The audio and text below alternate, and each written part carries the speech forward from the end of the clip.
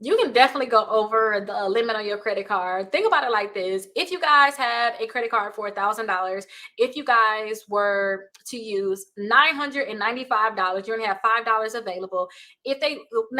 When they charge you interest on that credit card, if they charge you $20, now you're going to be $15 over the limit. So definitely you can go over the limit on your credit cards.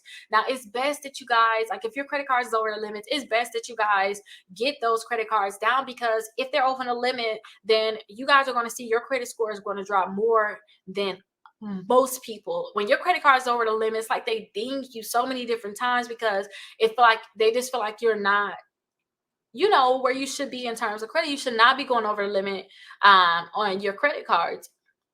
That means you have a lot of overspending, and credit card companies will not want to give you another credit card, because they're going to think that you're just going to use up their credit card and not pay them back. So try not to go over the limit. Make sure you guys are paying off your credit cards so that you guys don't have this problem, and make sure you guys are not using that much debt